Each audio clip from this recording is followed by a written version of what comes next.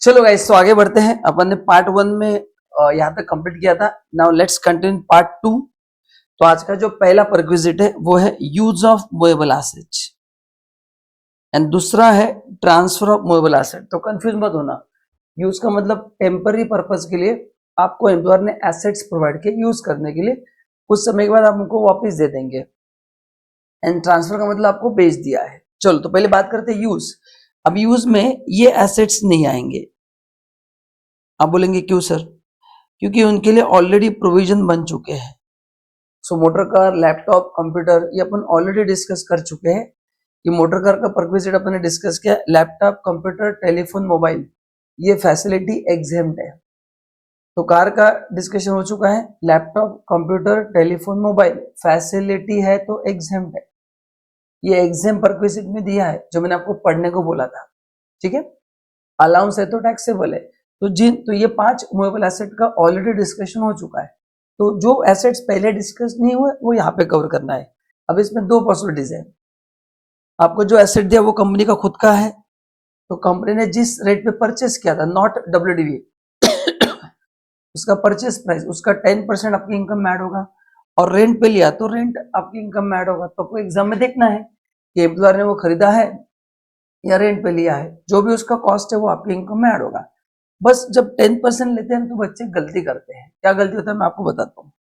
जैसे कोई एसेट आपको 1 जनवरी से प्रोवाइड किया है, एग्जाम में क्वेश्चन आता है कि 1 जनवरी से इनको म्यूजिक सिस्टम यूज करने के लिए दिया है। ठीक है, आप उसका 10% लेते हो। सपोज उसका कॉस्ट है 2 लाख रुपया म्यूजिक सिस्टम का।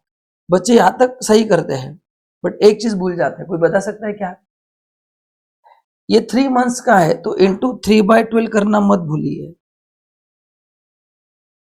सी, अगर डेट नहीं दिया है, अगर ये 1 जनवरी नहीं देते तो आप पूरे साल का करना है। मैंने क्लास में बहुत बार बोला है कि सैलरी में हर बार 12 मंथ्स नहीं होगा, आपको पीरियड चेक करना है। अगर पीरियड के बारे में कुछ नहीं दिया तो you take it for 1 year, but अगर दिया है तो यहाँ पे मैंने दिया है 1 जनवरी से, तो 1 जनवरी से 31 मार्च 3 मंथ्स। ये तो ईयरली होगा 20,000 इंटू 3/12, तो ये 5,000 लेना मत भूलिए। कितना लेना है? 5,000। बस ये छोटी छोटी मिस्टेक्स हो जाती है एग्जाम में, घाई घाई में, इजी इजी इसलिए अपन करते हैं। आपको पता ही है, बट मेरा काम है रिवीजन में ये भी बताना। ठीक है, चलिए। तो पीरियड चेक करना है, कोई भी हो, एचआर हो, कोई भी, पूरे सैलरी में सी जहां जहां पे डेट्स आते हैं ना, you have to be little extra careful. Next है ट्रांसफर ऑफ मूवेबल एसेट, मतलब आपको एसेट उन्होंने बेच दिए है। क्या दिए है? बेच दिए है। तो उसमें क्या करना है आपको? डब्ल्यूडीवी निकालना है। अच्छा, आप बोलेंगे सब बेच दिया तो फायदा कैसे होगा? फायदा तब होगा जब value of perquisite is equal to WDV minus sale price.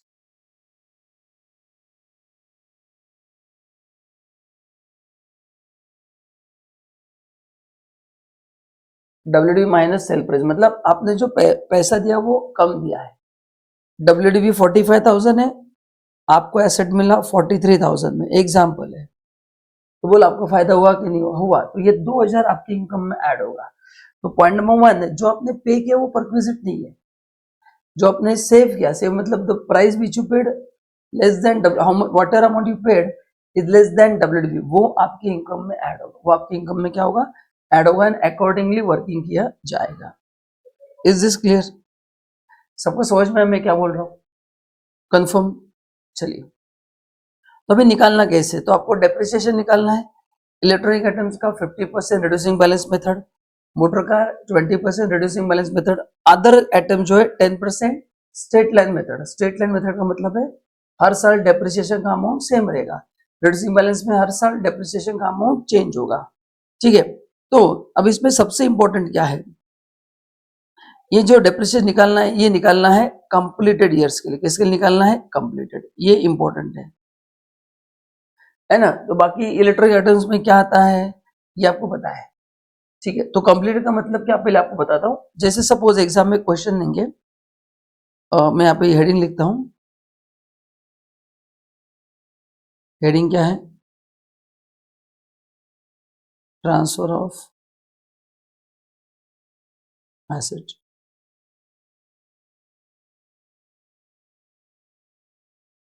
Company का परचेज डेट दिया जाएगा। सपोज 13 अक्टूबर 2022 को कंपनी ने परचेज किया है, तो कंप्लीटेड मतलब यहां से 1 ईयर काउंट करना है, 13 अक्टूबर 2023।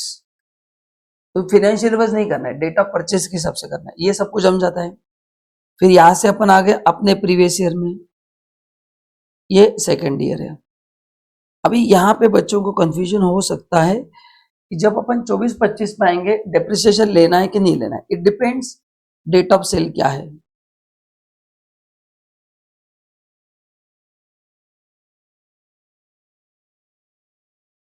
डेट ऑफ सेल क्या है उसके ऊपर डिपेंड है। अगर डेट ऑफ सेल सॉरी इस डेट के पहले आ रहा है या तो इस डेट के बाद आ रहा है, तो अगर डेट ऑफ सेल 1 साल के पहले आ रहा है तो फिर आपको ये डेप्रिसिएशन क्लेम नहीं करना है।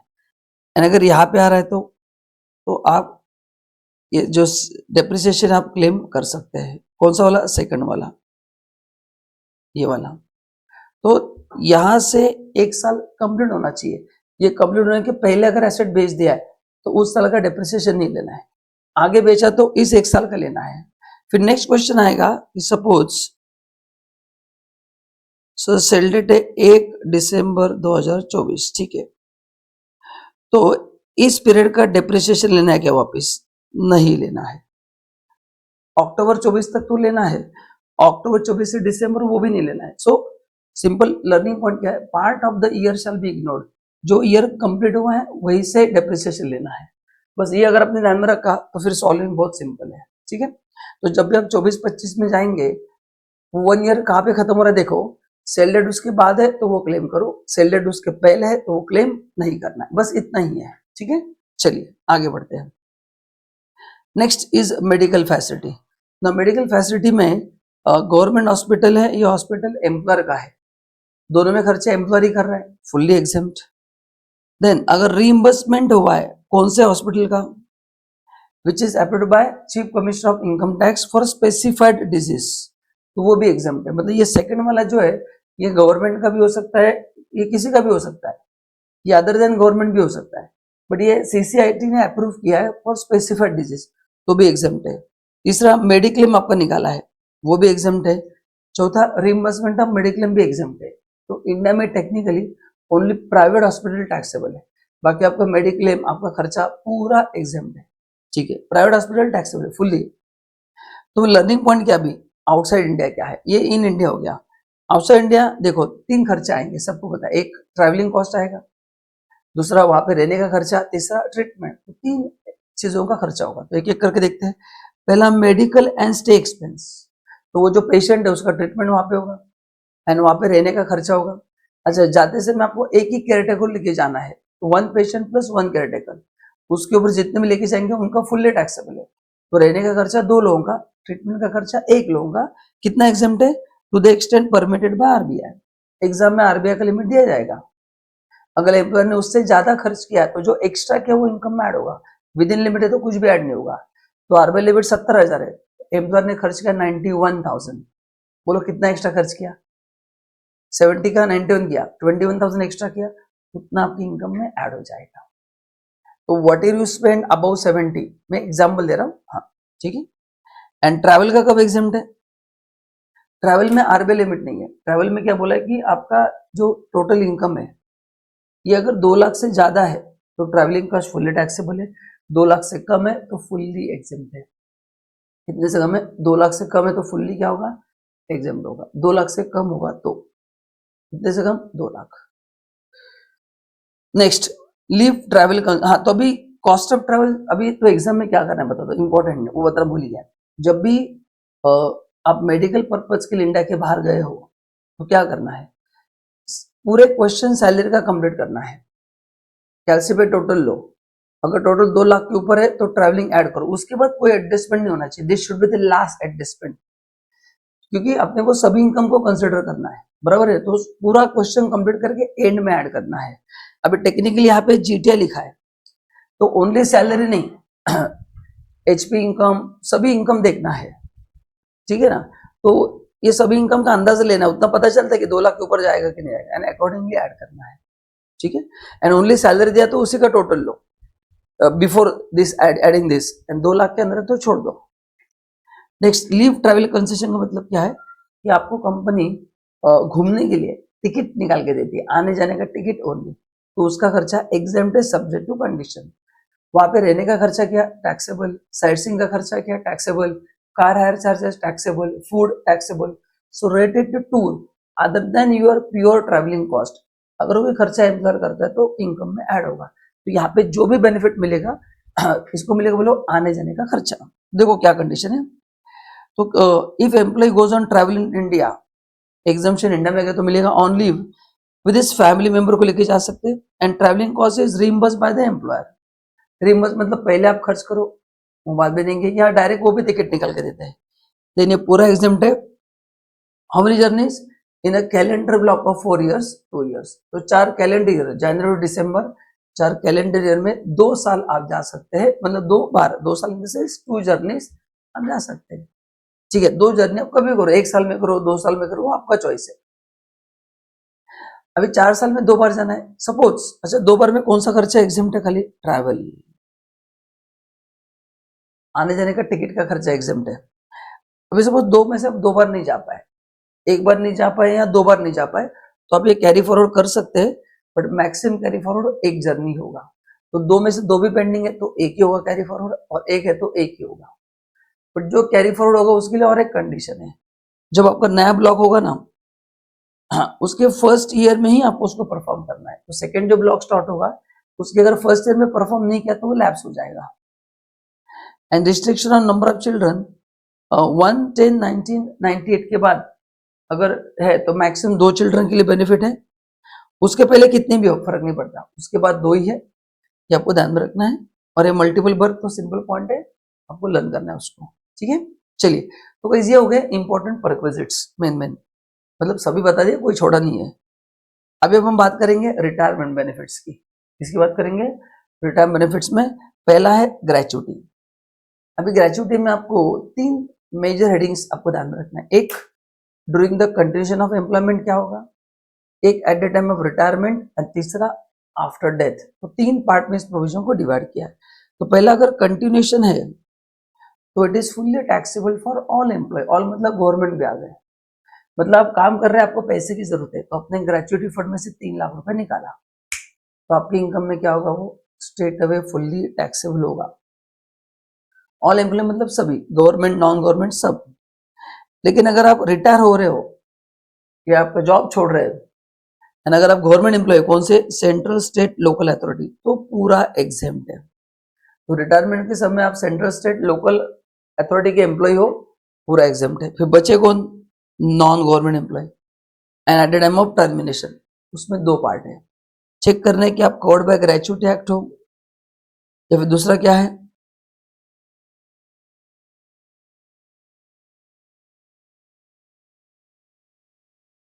Not covered bye gratuity act.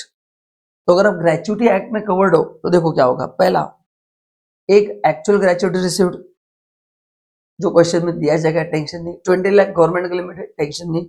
बस दोस्तों आपको इतना ही लर्न करना है। बच्चे ने से डरते इस प्रोविजन से, टेक्निकल बताओ, एक ही तो कंडीशन आपको लर्न करना है, 2 तो फिक्स्ड है। एक्चुअल क्वेश्चन में दिया जाएगा 20 लाख लिमिट आपको पता है, तो 15/26 means half month salary into completed years of service. तो इसके लिए मैंने यहाँ पे दिया है कि आपको फ्रैक्शन क्या करना है, 6 मंथ के ऊपर है तो उसको पूरा साल काउंट करना है ना, मतलब 15 ईयर 9 मंथ्स है तो अपन 16 ईयर्स लेंगे, एग्जैक्टली 6 है तो इग्नोर करेंगे, 6 मंथ्स प्लस 1 डे है तो अगला लेंगे। एंड सैलरी कौन सा लेना है, basic plus day only eight the time of retirement, 1 महीने का लेना है, क्योंकि अगले वाले ग्रेचुटी में अपन 10 मंथ्स का एवरेज लेते हैं।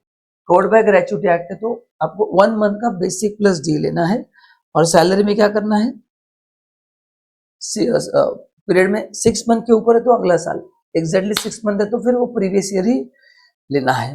बस 15/26 हाफ मंथ सैलरी, 26 कहाँ से है, मैंने क्लास में कहा था 4 वीकली हॉलीडेज, तो 30 - 4, मतलब 1 वीक में 1 हॉलीडे, तो मंथली 4 हॉलीडे हो गए। सो ये ऐसे 26 है, एंड उसको आधा करने के लिए 15/26। तो कंडीशन सी में ही थोड़ा आपको वर्किंग करना है, वो भी बहुत सिंपल है। सैलरी टॉपिक बड़ा है लेकिन डिफिकल्ट नहीं है। अभी दूसरा देखेंगे, not covered bye gratuity act, पहले 2 चीजें सेम ही है, बस तीसरा पार्ट अलग है। क्या लगे तीसरे में? देखो पहला है अभी आपको 1/2 लेना है, मतलब 15/30 लेना है। कंप्लीटेड ईयर्स में फ्रैक्शन को इग्नोर ही करना है। क्या करना है? इग्नोर। मतलब 15 ईयर 9 मंथ्स भी है तो 15 ही लेना है। ऊपर 15 ईयर 9 मंथ्स है तो 16 लेना है, यहाँ पे 15 ही लेना है। ये भी क्लियर है sir? Average salary per month, अभी यहाँ पे दोनों चीजें नहीं होगी। What is salary and what is average, दोनों चीजें नहीं है। कवर्ड बाय ग्रेच्युएट एक्ट में सैलरी में ओनली बेसिक प्लस डी है। नॉट कवर्ड बाय ग्रेच्युएट एक्ट में 3 चीजें लेना है, basic, DA if applicable, plus commission based on turnover. ये जो अपन ने एचआरए के लिए यूज किया था ना, वही लेना है, वही सैलरी आप लेना है और उसका एवरेज लेना है लास्ट 10 मंथ्स का preceding the month of retirement, है ना। तो सपोज कोई बंदा 12 जनवरी 2025 में रिटायर हुआ है, ठीक है। तो देखो कैसे होगा, अभी दोनों का बता देता हूं मैं।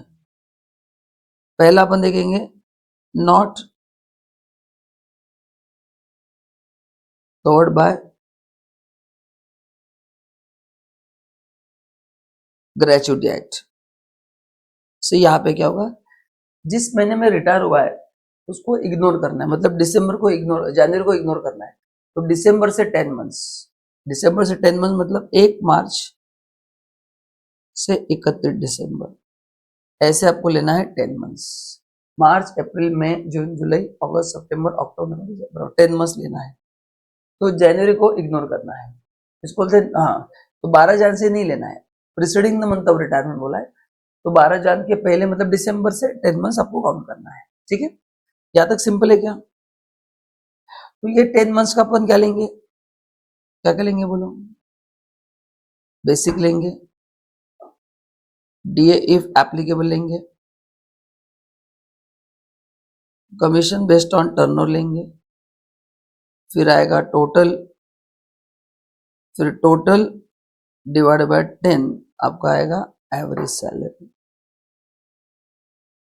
ये 10 मंथ्स का बेसिक लो, 10 मंथ्स का डीए लो, 10 मंथ्स का कमीशन लो, टोटल लो, डिवाइड बाय 10 करो and then you get average salary, ठीक है।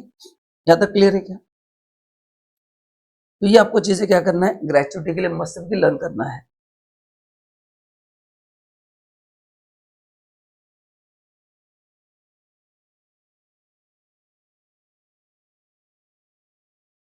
ठीक है, चलो तो ये क्लियर है। एंड लास्ट, अगर डेथ के बाद ग्रेच्युटी ड्यू होता है तो एग्जाम है, मतलब एम्प्लॉय की डेथ हो गई फिर ग्रेच्युटी ड्यू हुआ तो एग्जाम है, लेकिन डेथ के पहले ड्यू होता है तो फिर क्या है, टैक्सेबल है, because salary is taxable on due basis. But death वाला इतना एग्जाम में आएगा नहीं, ठीक है। तो ये था main points, I hope it is clear now. The covered by gratuity act, salary में बेसिक प्लस डी है। Not covered by gratuity act, basic plus D है प्लस कमीशन। वहां पे फ्रैक्शन कंसिडर होता है, यहाँ पे इग्नोर होता है। वहां पे एवरेज नहीं लेना है, यहाँ पे एवरेज लेना है, कंफ्यूज मत होना। Now leave salary, now what is leave salary? हर एम्प्लॉयर को हर साल 10, 20, 30 as per their policy paid leaves allow करता है। तो वो लीव्स अगर अपन ने नहीं लिए क्योंकि आपने को छुट्टी लेने का मौका नहीं मिला, काम बहुत था कंपनी में, तो उसका आपको मॉडरेट टर्म्स में कॉम्पेंसेशन दिया जाता है, बेनिफिट दिया जाता है, तो उसको बोलते हैं leave salary. So what is leave salary? Is a salary for, salary in cash for unavailed leaves.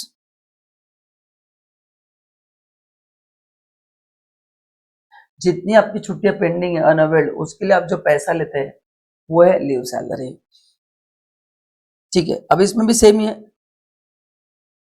During the continuation आपने इसको कैश में कन्वर्ट किया तो fully taxable for employee, same like gratuity. जैसे आपको कंपनी 20 छुट्टियां अलाउ करती है, आपने 16 छुट्टियां ली, कोई प्रॉब्लम नहीं, 4 छुट्टियां पेंडिंग है, उसका आपको सैलरी मिल गया, मतलब उस महीने का सैलरी मिलेगा प्लस 4 दिन का भी एक्स्ट्रा मिलेगा। ये मार्च में वर्किंग होता है पूरे साल का, तो मार्च में जितनी आपकी छुट्टियां पेंडिंग है उसका आपको एक्स्ट्रा भी मिलेगा, आपके इनकम में वो ऐड हो जाएगा। देन गवर्नमेंट एम्प्लॉई है eight the time of termination, यहाँ पे लिख के रखना at the time of termination, fully क्या है, और आपके नोट्स में ऐड रहेगा तो ऐड मत करना, फुल्ली एग्जाम्प्ट है। तो रिटायरमेंट हो या टर्मिनेशन, अगर आप सेंट्रल स्टेट गवर्नमेंट के एम्प्लॉय हो तो एग्जाम्प्ट, जैसे ग्रेच्युटी था वैसे सेम ही है।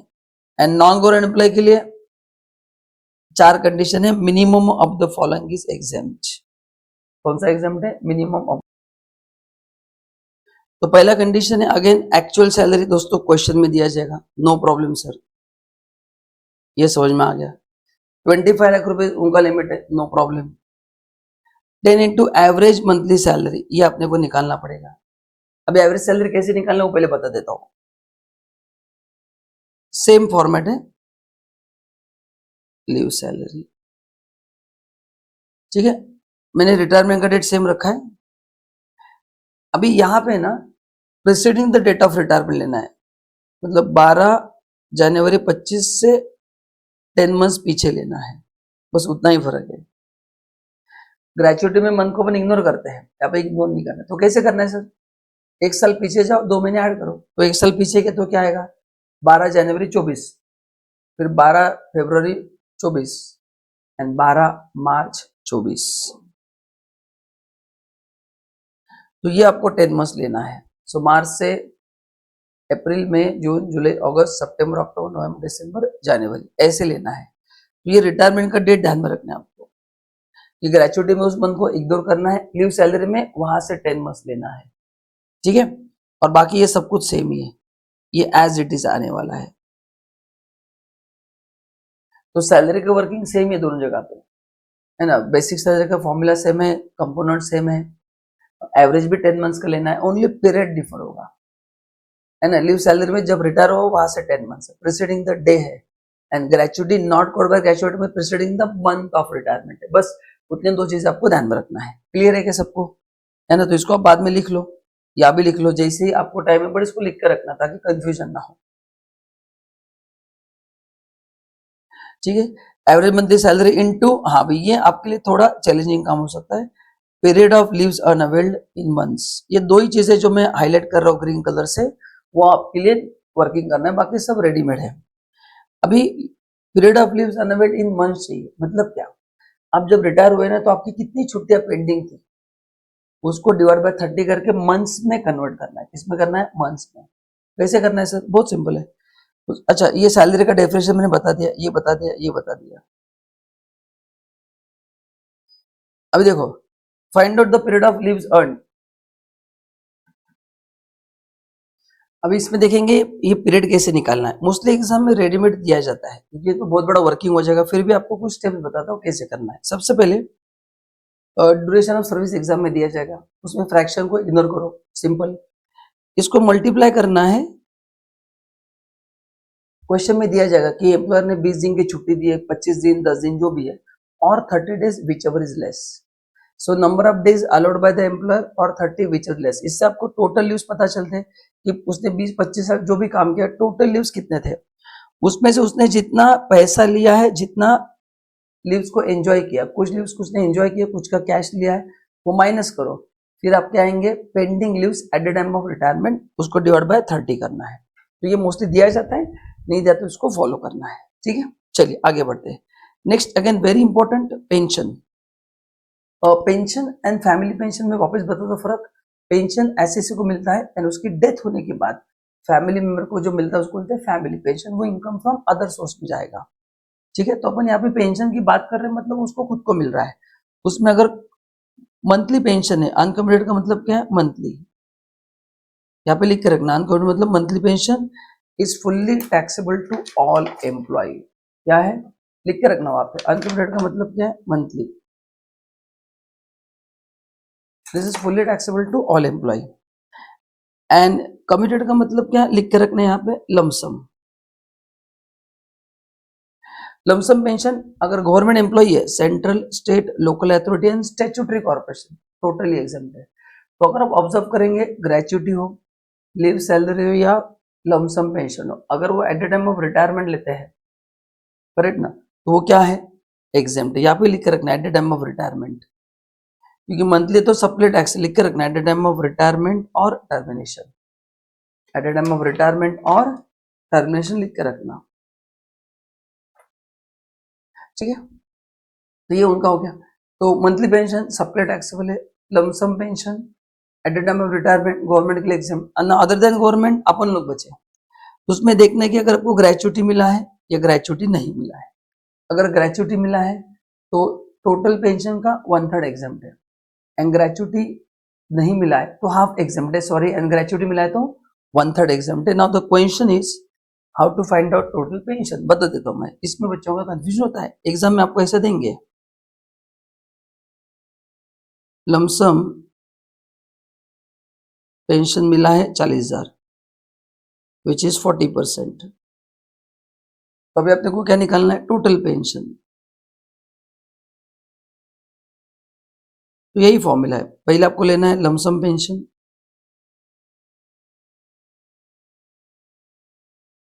अपॉन परसेंटेज ऑफ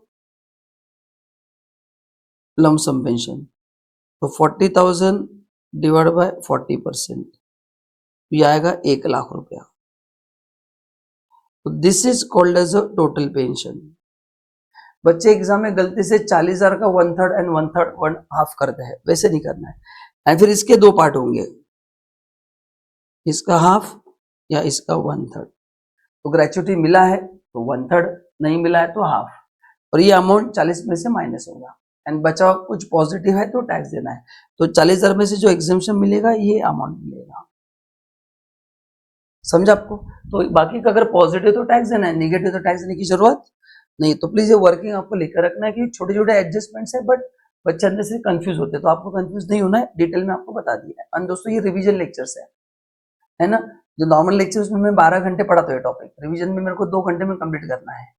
अगर मैंने रिवीजन 6 घंटे लिया तो रिवीजन रहेगा ही नहीं। तो रिवीजन लेक्चर इसी तरह से देखे जाते हैं, इसलिए मैंने बार बार बोल रहा हूँ कि आपको पहले सभी लेक्चर देखना है, डायरेक्ट रिवीजन से काम नहीं होगा। तो पहले पूरा आपको लेक्चर देखना है, मतलब पूरा टॉपिक कवर करना है, फिर देखो तो फायदा होगा,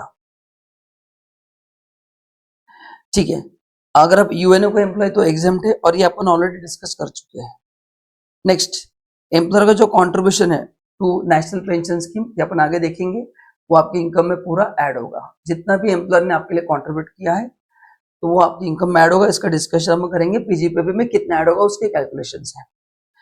वीआरएस का अगर आपको पैसा मिला है, वॉलंटरी रिटायरमेंट स्कीम, इतना कुछ एग्जाम में आता नहीं, एक्चुअल अमाउंट और 5 lakh which ever is less आपकी इनकम में क्या होगा, ऐड होगा। एन्युटी वगैरह ठीक है, आप पढ़ लेना। अप्रूव्ड सुपर एन्युएशन फंड, ये भी एक एम्प्लॉय वेलफेयर फंड है। इसमें एम्प्लॉयर का जो कॉन्ट्रीब्यूशन है वो 1.5 लाख तक एग्जाम्प्ट है। उसके ऊपर जो भी क्वेश्चन में देंगे आपको इनकम में ऐड करना है।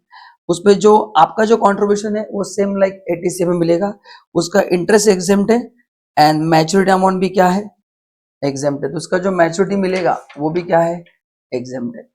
उसका मैच्योरिटी अमाउंट भी क्या है, एग्जाम्प्ट है, ठीक है। हाँ, ये आ गया इंपॉर्टेंट प्रोविडेंट फंड। अभी 4 प्रकार के फंड्स अपन पढ़ने जा रहे हैं, statutory, recognised, unrecognised and public provident fund. अपने को वर्टिकली पढ़ना है। तो स्टैट्यूटरी प्रोविडेंट फंड में जो एम्प्लॉयर का कंट्रीब्यूशन है वो टैक्सेबल नहीं है। आपका जो कंट्रीब्यूशन है उसमें आपको 80 में डिडक्शन मिलेगा। उसका इंटरेस्ट भी एग्जेम्प्ट है, और लमसम मैच्योरिटी भी क्या है, लमसम और मैच्योरिटी आप बोल सकते हैं, वो भी एग्जेम्प्ट है। तो स्टैट्यूटरी प्रोविडेंट फंड का सब कुछ एग्जेम्प्ट है। एम्प्लॉयर कंट्रीब्यूशन एग्जेम्प्ट, आपका कंट्रीब्यूशन 80 में बेनिफिट मिलेगा, इंटरेस्ट एग्जेम्प्ट, मैच्योरिटी अमाउंट भी क्या है, एग्जेम्प्ट है। Next is recognise provident fund. Next क्या है, recognise provident fund. Now what is recognise provident fund, वहां पे जहां पे जिस, और स्टैट्यूटरी मतलब जो गवर्नमेंट एंटिटी के लिए कंपल्सरी होता है, रिकॉग्नाइज मतलब जहां पे एम्प्लॉय की संख्या 20 के ऊपर है वहां पे वो नेसेसरी है। तो उसमें एम्प्लॉयर का जो कॉन्ट्रीब्यूशन है वो 12% तक ऑफ सैलरी तक एग्जाम्प्ट है। तो एम्प्लॉयर ने अगर 16% किया तो ऊपर का 4% आपकी इनकम में क्या होगा, ऐड होगा, ठीक है। आपका कॉन्ट्रीब्यूशन एटीसी के लिए क्वालिफाई करेगा। इंटरेस्ट 9.5% एग्जाम्प्ट है। तो ये आपको प्रोपोर्शन निकालना पड़ेगा। एग्जाम में देंगे कि 11% से इतना इंटरेस्ट मिला है तो 9.5 से कितना मिलेगा, 11 से इतना, तो ऐसे निकालना पड़ेगा। एंड मैच्योरिटी अमाउंट एग्जाम्प्ट है। मैच्योरिटी अमाउंट क्या है, एग्जाम्प्ट है। कब, 5 साल तक। अगर आप विड्रॉ नहीं करते तो, मतलब फंड स्टार्ट होने के बाद 5 साल के बाद विड्रॉ करते तो एग्जाम्पल 5 साल के अंदर अगर आपने पैसा विड्रॉ किया तो लाइक यूआरपीएफ वो टैक्सेबल होगा। तो आरपीएफ का पैसा 5 साल की बाद एग्जाम्प्ट है, 5 साल के अंदर it is taxable as URPF, जो भी अपन डिस्कस करेंगे। यूआरपीएफ मतलब अनरिकॉग्नाइज्ड प्रोविडेंट फंड, जो एम्प्लॉयर ने एसएच बनाया, उसके लिए मैंडेटरी नहीं, उसने मन से बना दिया है। तो एम्प्लॉयर का कॉन्ट्रीब्यूशन नॉट टैक्सेबल, आपको एटीसी का बेनिफिट नहीं मिलेगा, because this is not recognised by income tax act. इसका इंटरेस्ट टैक्सेबल नहीं होगा, बट मैच्योरिटी अमाउंट टैक्सेबल होगा। मैच्योरिटी अमाउंट क्या होगा? टैक्सेबल होगा। कितना होगा? देखो, एम्प्लॉयर का जो कॉन्ट्रीब्यूशन है उसका इंटरेस्ट, सी आपको ये फंड से जब पैसा मिलेगा इसमें 4 चीजें रहेगी, employer contribution, your contribution, interest on your contribution, interest on employer. तो 4 चीजें दिमाग में रखने की, 4 चीजें होगी। उसमें से जो एम्प्लॉयर का है तो उसने आज तक आपके लिए जो कॉन्ट्रीब्यूट किया प्लस उसके ऊपर का इंटरेस्ट, ये आपके लिए सैलरी इनकम होगा। सो एम्प्लॉयर ने जो भी किया उसका कॉन्ट्रीब्यूशन, इंटरेस्ट, सैलरी इनकम। आपका कॉन्ट्रीब्यूशन का जो इंटरेस्ट है वो इनकम फ्रॉम अदर सोर्स में जाएगा, एंड आपका कॉन्ट्रीब्यूशन टैक्सेबल नहीं होगा, क्योंकि वो आपने जो पैसा दिया वही आपको मिला है और उस पर अपन ने ऑलरेडी टैक्स दिया है। तो your contribution is not taxable, interest on your contribution is taxable as income from other source, and employer contribution and interest ये सैलरी में जाएगा, एंड सेम होगा आरपीएफ के साथ। तो रिकॉग्नाइज प्रोविडेंट फंड का पैसा अगर आप 5 साल में निकालते हैं तो ऐसे ही होगा। And PPF is not a that kind of provident fund, क्योंकि इसमें एम्प्लॉयर कुछ कॉन्ट्रीब्यूट नहीं करता है, ये एक इन्वेस्टमेंट ऑप्शन है। इसमें आपका कॉन्ट्रीब्यूशन 86 के लिए एलिजिबल है, इंटरेस्ट एग्जेम्प्ट है और मैच्योरिटी भी एग्जेम्प्ट है। एंड यहाँ पे सैलरी का फॉर्मूला क्या है? Basic plus DA plus commission, क्योंकि यहाँ पे आपको लेना है ना 12% ऑफ सैलरी, तो जो एचआरए के लिए फॉर्मूला वही यहाँ पे यूज करना है। ठीक है, ये एक प्रोविजन ध्यान में रखना है।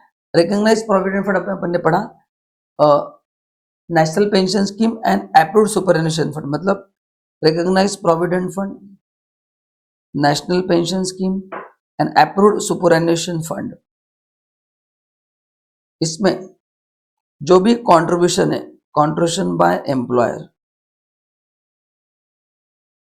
अगर एक्सीड करता है 7.5 लाख तो वो होगा टैक्सेबल,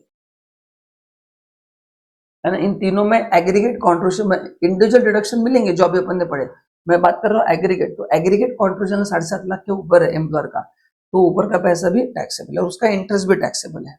ये एग्जाम में कम आने के चांसेस है, तो इसकी वर्किंग बहुत कॉम्प्लिकेटेड है, तो अभी ये एक्सपेक्टेड नहीं है। एंड लास्ट पार्ट सैलरी का दोस्तों ये है डिडक्शंस। तो अभी इसमें पहला अमेंडमेंट हुआ है, फाइनेंस एक्ट 24। पहले डिडक्शन 50,000 था, ये अभी कितना मिलेगा? ये आपको मिलेगा अभी 75,000, और gross salary which is less, ये सबको मिलता है। एंटरटेनमेंट अलाउंस अभी अपन ने फर्स्ट पेज पे पढ़ा है कि अल्टरनेट टैक्स रेजिम में दोनों नहीं मिलेगा, इसका बेनिफिट खाली गवर्नमेंट एम्प्लॉय को मिलेगा, नॉन गवर्नमेंट है तो फुली टैक्सेबल। एंड अगर आप गवर्नमेंट हो, सेंट्रल एंड स्टेट, तो इसमें से जो मिनिमम होगा वो एग्जम्प्ट होगा। जैसे एक्चुअल अलाउंस रिसीव्ड ₹5,000 और 20% of basic salary which ever is less. यहाँ पे बेसिक लेना है, डीए भी कुछ नहीं, तो बेसिक का 20% 5,000 एक्चुअल, उसमें से जो कम है वो माइनस होगा। तो इसकी खास बात क्या है एंटरटेनमेंट की? ये पहले ऊपर इनकम में ऐड करना है ग्रॉस सैलरी में, एंड फिर डिडक्शन में उसका बेनिफिट लेना है ना। तो ये ध्यान में रखना है कि ऊपर ही पहले इनकम में ऐड करो, बाद में डिडक्शन क्लेम करो। Next, professional tax. Professional tax का मतलब है टैक्स ऑन योर प्रोफेशन, ये basically revenue of state government है, ये आपको लूटने के लिए बनाया गया है, ठीक है। तो इसका कुछ ऐसा प्रॉपर लॉजिक नहीं है। इसमें क्या क्या होता है ध्यान से सुनना, इसमें डिडक्शन जो मिलेगा वो कैश बेसिस पे मिलेगा, मतलब ड्यू बेसिस पे नहीं मिलेगा। इसमें आपने जो अमाउंट पे किया तो मिलेगा, प्लस अगर एम्प्लॉयर ने कोई अमाउंट पे किया है तो वो आपके इनकम में भी ऐड होगा। अपन ने पढ़ा था लास्ट लेक्चर में, employee obligation paid by employer, तो आपके इनकम में भी ऐड होगा और आपको डिडक्शन भी मिलेगा। देखो दिया है मैंने। तो एम्प्लॉयर का कॉन्ट्रीब्यूशन ऊपर पहले आप सैलरी में ऐड करो, एंड डिडक्शन दोनों का मिलेगा, ध्यान से सुनना। जो एम्प्लॉयर ने किया वो भी मिलेगा, आपने किया वो भी मिलेगा। तो इनकम में खाली एम्प्लॉयर का ऐड होगा, लेकिन डिडक्शन एग्जाम में दोनों का क्लेम करना है, employer plus your own. So that's it guys, यहाँ पे सैलरी का अपन ने कंप्लीट किया। ये सैलरी के अलग अलग डेफिनेशंस है जो आपको अच्छे से क्या करना है, यूज करना है। एंड फर्स्ट टेबल जो मैंने दिया वो भी इंपॉर्टेंट है, जहां पे मैंने आपको अल्टरनेट टैक्स रेजिम में क्या क्लेम करना है क्या नहीं करना है ये दिया है। तो I hope you have enjoy the video. Video अच्छा लगा तो लाइक करना है, कमेंट करना है। If you want any other video please reply करो, अपन सभी रिवीजन अच्छे से करने वाले हैं। Thank you so much, bye bye.